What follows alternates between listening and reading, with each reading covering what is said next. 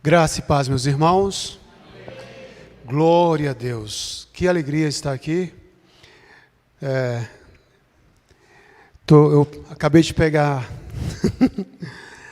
a Bíblia. Tomé fez um ótimo trabalho. Olha, rapaz, coisa linda, ó. Parabéns, irmão. Ficou um espetáculo. Estava feinha, a bichinha, maltratada. E o Tomé deu um grau nela. Ficou lindo. Vamos à palavra do Senhor? O tema da mensagem que eu tenho a trazer hoje, ao coração dos amados, está lá em Isaías capítulo de número 6. Aleluias. E o tema da mensagem que tenho hoje a trazer é: o céu se abriu. E eu quero te fazer uma pergunta: o céu já se abriu para você? Deus já se revelou para você? Em algum momento da sua vida você se sentiu impactado pelo poder, pela majestade desse Deus soberano? Pois é, esse céu, ele não se fechou, ele continua aberto para todo aquele que crê. Jesus deixou essa porta de acesso para quem quiser. Sabe, amados, esse tema é um tema muito, muito interessante. E eu estava ali: Senhor, que tema eu vou trazer? Que mensagem eu vou trazer? E Deus me apontou Isaías 6. Esse texto, ele ardeu no meu coração, e eu quero estar trazendo hoje a vocês. Amém?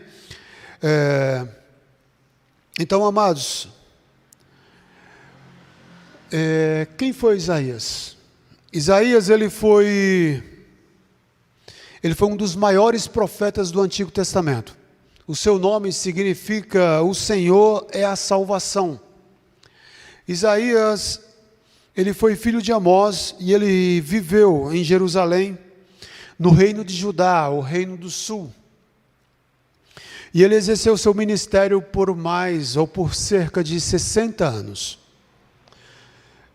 Conta a história que o rei, ou seja, que no final do seu ministério, ou seja, ele já não exercia mais o ministério profético, ele já estava praticamente idoso, e o rei Manassés, ele ordena para que coloque Isaías dentro de uma árvore, e eles cerram Isaías no meio, né? Então, lá na frente, acredito que Hebreus, ele vai falar que homens foram cerrados ao meio, apontando isso para Isaías. Isaías, ele foi contemporâneo de alguns profetas, que foram quais? Amós, Oséias e Miqueias. E terminando a sua carreira, ou o seu chamado ministerial, Naum assume no seu lugar. Amém? Então, os reis que fizeram parte aí da história de Isaías foram o rei Uzias, também conhecido como Azarias, Jotão, Acaz e Ezequias. Então, foi o filho de Ezequias, chamado Manassés, que cometeu essa atrocidade, cerrando o profeta ao meio. E para entendermos melhor, vamos à palavra do Senhor.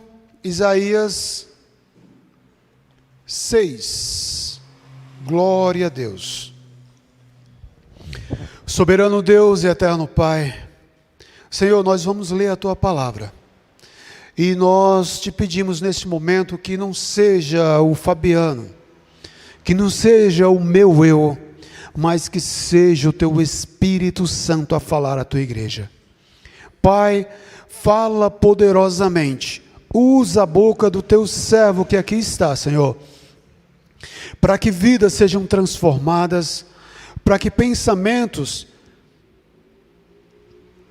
sejam enriquecidos, aprimorados ou mudados, ó Pai, para a glória do Teu nome. não para o mérito nosso, porque nós não somos dignos de nada, mas para que o teu nome seja glorificado.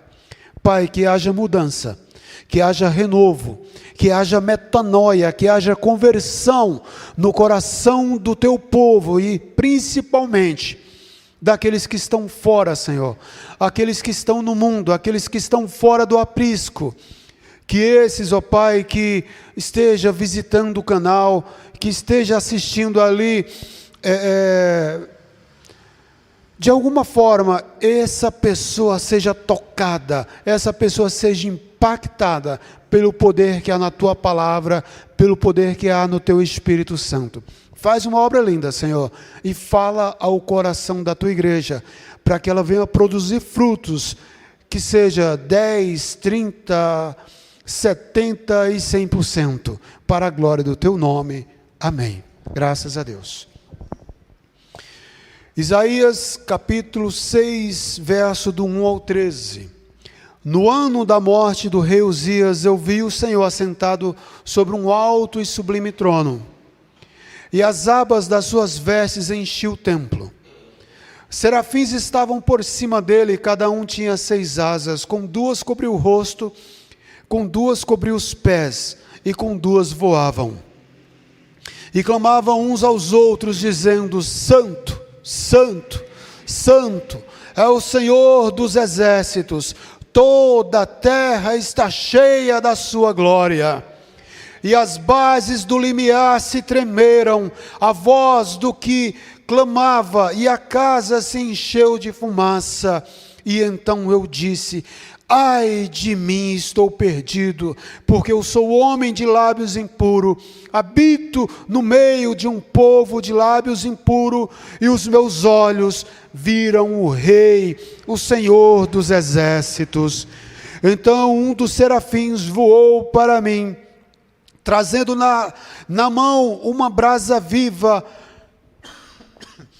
que tinha tirado do altar com uma tenaz. Com a brasa tocou a minha boca e disse: eis que ela tocou os teus lábios, e a tua iniquidade foi tirada, e perdoado o teu pecado. Depois disso ouvi a voz do Senhor que dizia: a quem enviarei, e a quem há de ir por nós?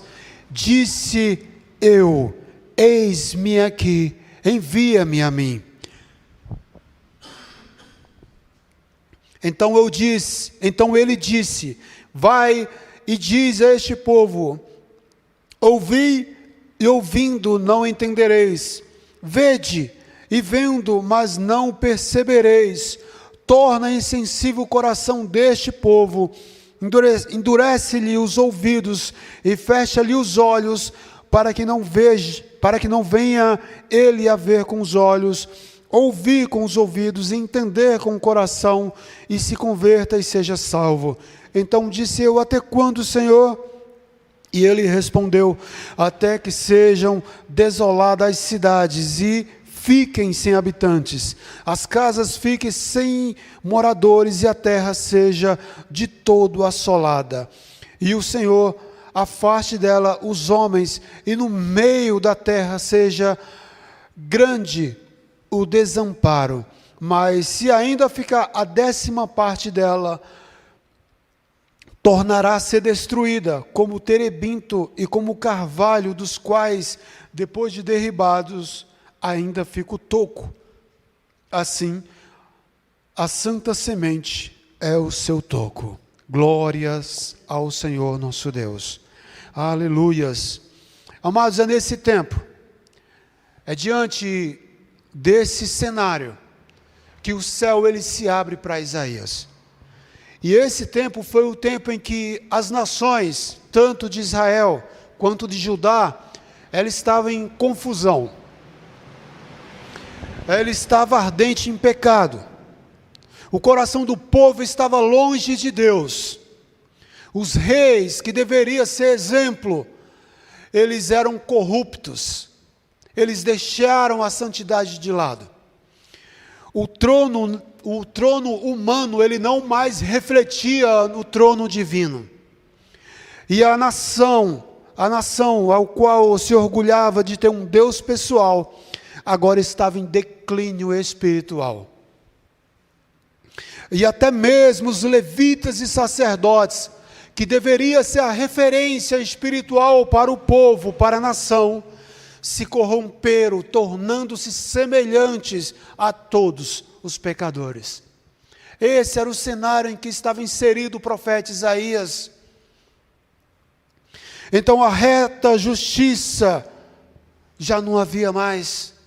Os falsos profetas era de monte. As profecias eram falsas, eles procuravam falsos profetas para que falasse coisas que massageassem o seu ego. Então, Isaías estava inserido num tempo de apostasia. Havia templo, havia um altar, havia sacrifício, os salmos eram cantados, traziam-se os sacerdotes, os levitas, trazia uma palavra, mas o coração do povo estava longe de Deus. A idolatria tomava de conta do meio do povo. E então este foi o cenário. E então Isaías, ele está ali no templo, talvez triste por causa da morte do rei Uzias, talvez triste por não saber que destino iria acontecer para a cidade de Judá, ou para a cidade, ou para a nação de Israel. E então ele estava ali, e Deus, ele faz com que Isaías tenha essa visão extraordinária, em ver o céu aberto. E então, vejam, amados, quero reler com vocês, verso 2. E clamavam uns aos outros, dizendo: Santo, Santo, Santo é o Senhor dos exércitos, toda a terra está cheia da sua glória.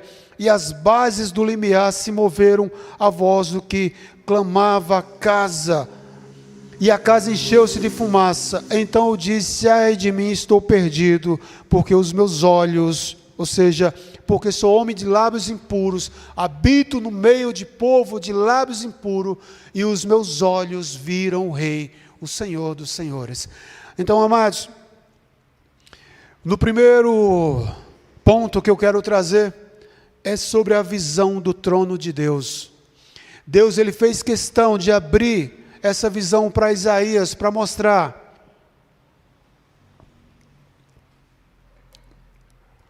que os reinos caem, mas o trono de Deus permanece para sempre, aleluias. Os homens caem, os reis se corrompem, mas o rei verdadeiro, ele continua para sempre em justiça, em poder, majestade e santidade. Glória a Deus. Amados, o que impressionou ali Isaías, o profeta Isaías, não foi a beleza dos querubins, não foi os detalhes que havia no céu. O que impressionou o profeta Isaías, amados, foi quando ele viu o Senhor, Rei dos exércitos, o Deus Todo-Poderoso. Isso foi o que chamou mais atenção. Sabe por quê, amados? Porque quanto mais próximos nós estivermos do Senhor, mais a sua glória apontará o nosso pecado. Quem você é? Quem você se tornou? Aonde você está? E isso é o que importa, amados. Sabe, quem teve um encontro impactante e verdadeiro com Deus, não permanece o mesmo. Ele olha para dentro de si e ele fala: ai de mim, estou perdido, porque os meus olhos viram o Rei. E veja, amados, que Isaías, ele só recebe o convite do Senhor. Ele só recebe o convite do Senhor depois que a sua iniquidade é apagada. Então, o serafim vem com uma brasa, toca na sua boca e diz: olha, a tua iniquidade foi apagada. e o teu pecado foi apagado. E então é aí que ele vê a voz do Senhor dizendo: a quem enviarei e quem há de ir por nós? E ele diz: eis-me aqui, Senhor, envia-me a mim. Sabe, amados, Deus, ele procura homens como Isaías, homens que estejam dispostos a olhar para dentro de si, quando eles são confrontados com a sua verdade. A questão de ver o trono, amados, é uma reflexão de quem nós somos e o que nos tornamos. E é aí onde entra a sapiência, a sabedoria e o discernimento de mudança de caráter. Aleluias, glória a Deus. Então aqui há um confronto com a santidade. O santo e o profano, ele não se mistura, amados. Isaías, ele teve que passar por essa mudança. Quantas pessoas disseram: eu tive um encontro com Deus? Esses dias eu estava em casa meditando, e tem um vizinho que ele gosta muito de louvar, glória a Deus por isso, mas eu vi uma hora que ele ficou furioso com a filha e falou um palavrão absurdo para ela. Sabe, amados, quando nós somos tocados pelo fogo do altar, a nossa boca não pode mais conter palavras torpes, na nossa boca não pode mais ouvir palavrões. Sabe, essa mudança, ela tem que ser sincera, ela tem que ser verdadeira. E ela não tem que ser só quando o pastor está vendo, quando eu estou na presença dos irmãos. Essa mudança, ela tem que ser em todo lugar, em todo tempo. Até aqui na nossa mente. Quando pensamos, quando raciocinamos, quando nos deparamos diante de qualquer situação. Essa mudança, ela tem que acontecer de dentro para fora. Eu sei que vem o agir de Deus, que toca, que nos purifica, mas nós temos que produzir isso dentro de nós.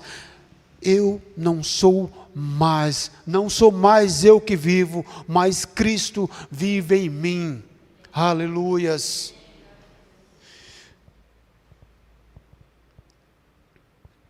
Note, amados, quando vemos a santidade de Deus, essa mesma santidade revela a nossa impureza.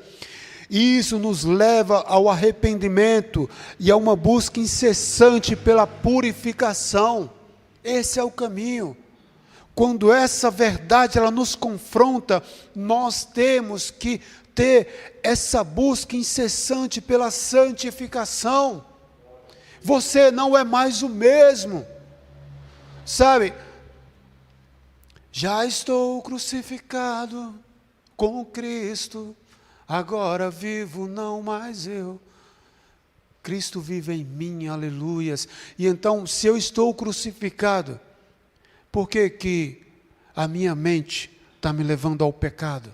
Por que que o meu coração está se enchendo do pecado?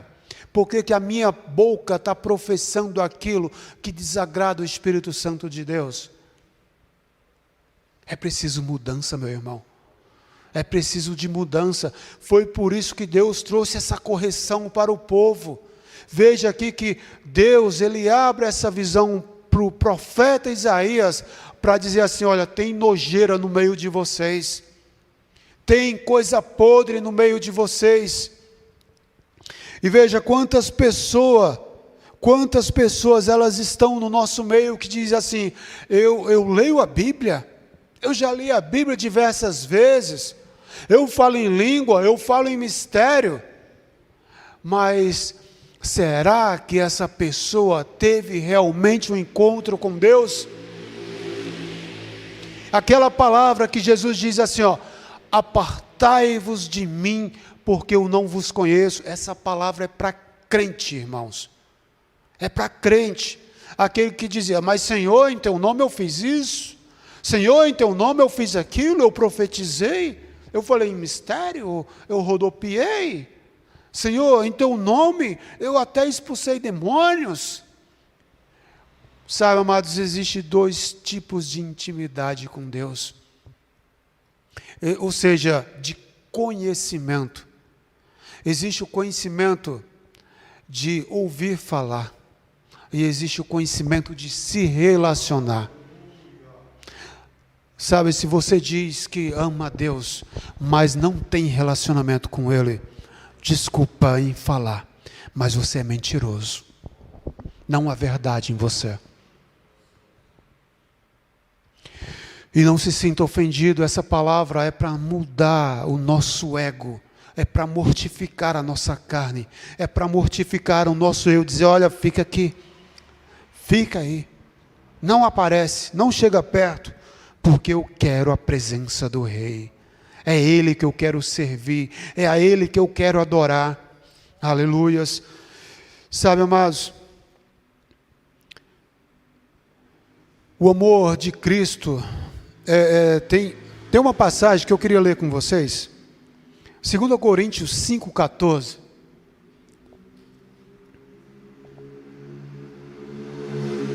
coloca na tela, por favor, por gentileza, 2 Coríntios 5,14, o amor de Cristo, ele nos constrange, porque estamos convencidos de que Ele morreu por todos, logo todos morremos. Acabou de ratificar o que eu estava falando. Se nós morremos para Cristo, então por que a velha criatura tem que reviver? Nós estamos matando novamente a Jesus, como o pastor pregou outro dia atrás. E essa palavra no grego, o amor de Cristo, ele nos constrange, ela tem um peso muito grande. E eu quero passar para vocês algumas informações.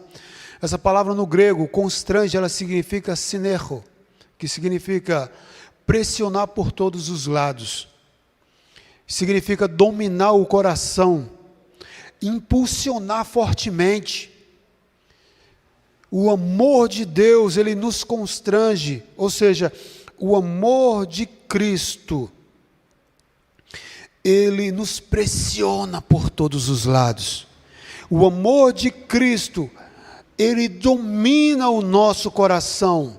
O amor de Cristo, ele nos impulsiona fortemente. Essa é a intensidade dessa palavra, de que o amor de Cristo, ele nos constrange. Sabe, amados, ninguém que desfrutou da presença de Deus, ela pode permanecer do jeito que estava. O altar que purifica é o mesmo que envia. Aleluias. E vejam essa máxima. O amor, o mesmo amor que constrangeu Isaías a dizer, ai de mim, Senhor, ai de mim que sou pecador, ai de mim que sou homem de lábios impuros. Esse mesmo amor que constrangeu Isaías é o mesmo amor que depois fez ele dizer, eis-me aqui, Senhor. Aleluias, glória a Deus. Que você seja constrangido por esse amor de Cristo, por esse amor de Deus que fez questão de abrir o céu, para mostrar, eu ainda estou, eu permaneço, eu estou no controle de todas as coisas. E a minha glória, ela cobre céus e terra.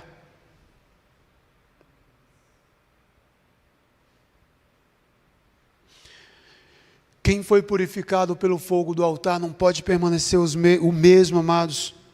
Todo aquele que foi tocado pela brasa do altar de Deus, nos seus lábios não pode haver mais imundície, nem palavras torpes, nem fofoca, nem calúnia, nem difamação, porque os seus lábios se tornaram instrumentos da palavra de Deus. Aleluias.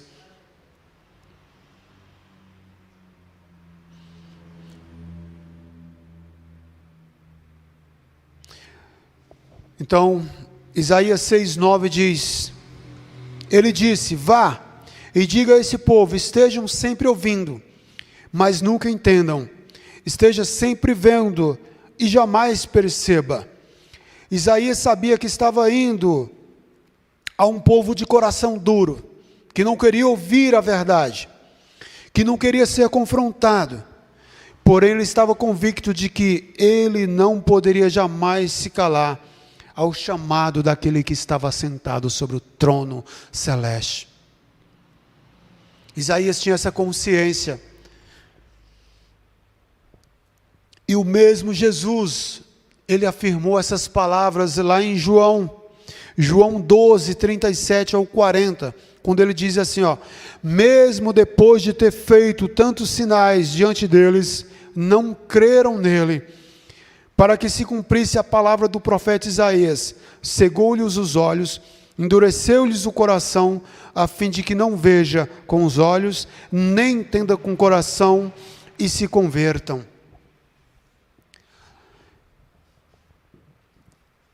Então, tanto no livro de Isaías quanto nos evangelhos podemos ver a mesma mensagem. A cegueira espiritual não estava apenas nos olhos das pessoas, mas estava no coração delas. Elas estavam com os corações endurecidos para a palavra de Deus. Elas não queriam mudança. Isaías pregou e o cativeiro veio. Isso quer dizer que as pessoas não mudaram. Ele estava ali pregando para a alta corte, e as pessoas não mudaram. As pessoas não mudaram. Olha, Deus usou 4 profetas nos tempos de Isaías, 4 profetas. E mesmo assim o povo não mudou. Isso é uma prova de que Deus ama, que Deus se importa, que Deus zela, que Deus cuida. Quando veio a sentença de que haveria morte, que haveria cativeiro, essa mensagem não foi apenas de punição, mas também foi de salvação. E eu já estou concluindo. E é onde vem o terceiro ponto, é a condenação e salvação. A morte, ela vem como consequência do pecado. Como disse o apóstolo Paulo, porque o salário do pecado é a morte. O salário do pecado é a morte, irmãos. As pessoas vão continuar errando, elas vão continuar pecando, mas elas têm consciência da sua maldade. Ela tem consciência do seu erro, mas só quer voltar em meio à dor. Só quer voltar quando o negócio aperta, quando o calo aperta. É uma doença, é uma separação, é uma morte, é um câncer. As pessoas só querem buscar a Deus quando machuca na alma. Por quê, amados? Porque não pelo amor. É importante destacar que o pecado ele sempre gera morte e separação entre Deus e o povo. Mas veja o seguinte, Deus ele deixou um toco, uma raiz. Ele fala que essa árvore, o terebinto, ele será cortado. E esse terebinto ele é uma árvore majestosa, símbolo de força e poder. Fala que ele vai ser cortado. E engraçado esse nome, ele em hebraico ele é Elá. É de onde vem aquele nome, o Vale de Elá. E foi lá, lá, onde Davi ele venceu Golias. Foi nesse vale. E essa mesma árvore, chamada terebinto, ela tem o mesmo nome para esse vale, ou para essa árvore. Então, amados, o que nós aprendemos aqui, Isaías 6,13 diz, como o orvalho e o terebinto deixam um toco, assim a santa semente será o seu toco. Essa mensagem santa aponta para Cristo, que morreria para dar sua vida por nós. Aí diz Jesus, em João 12, 24, se o grão de trigo não cair na terra e não morrer, ficará ele só, mas se morrer, ele produz muitos frutos. Então, o que nós aprendemos aqui? Em Cristo, a morte se torna o início de uma vida plena com Deus. Amém? E eu quero concluir dizendo que a atitude de Deus em abrir o céu para o profeta Isaías expor a falha moral, política e espiritual do povo e dos seus líderes foi, na verdade, uma resposta para o que estava por vir, o cativeiro e a salvação. E do Gênesis ao Apocalipse, nós percebemos esse mesmo contraste, tipo semelhante, um sabor agridoce, de punição e de redenção. De Noé a Isaías, dos cativeiros ao Apocalipse, nós vemos o mesmo Deus agindo com justiça. Perdão. Minha garganta é fogo.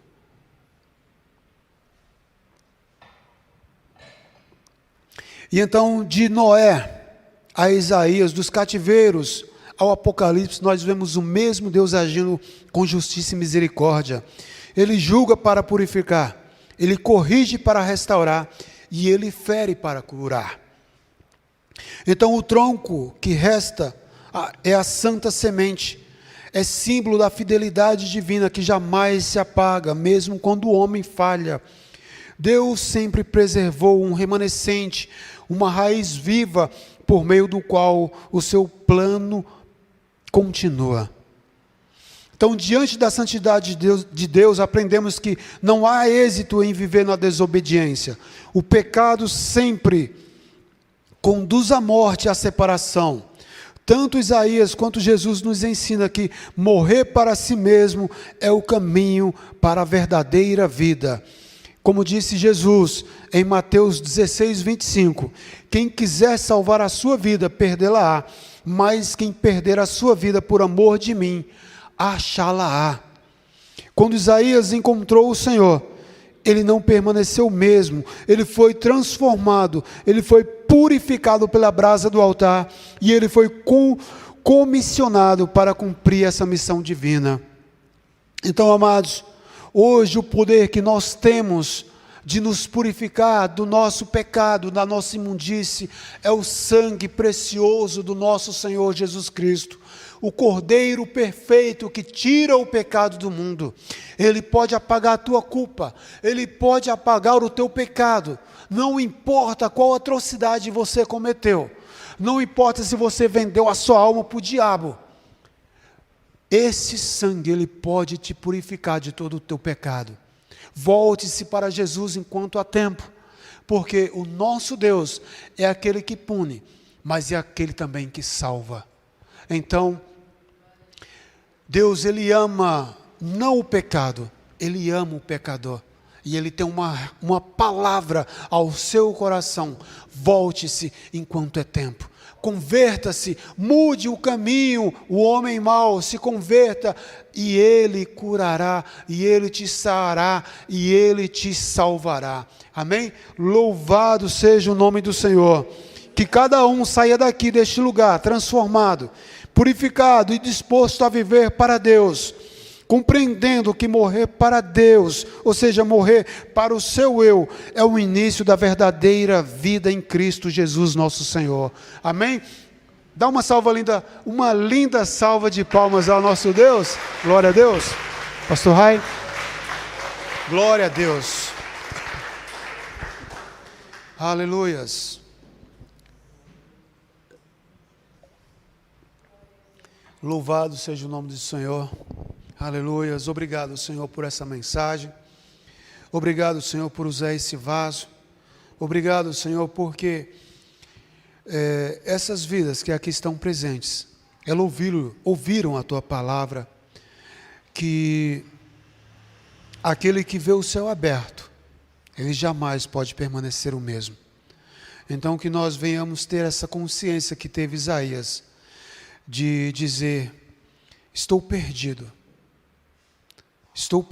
e eu careço ser transformado, eu careço ser purificado, como disse Davi também: lava-me com esopo e ficarei mais puro do que a neve. Que o teu sangue ele venha nos purificar, Senhor, da nossa imundície, e que nós venhamos entender o teu chamado, Senhor, de sermos pregoeiros do teu evangelho, das tuas boas novas. das tuas boas novas. Muito obrigado, Senhor. Te agradecemos em nome de Jesus. Amém.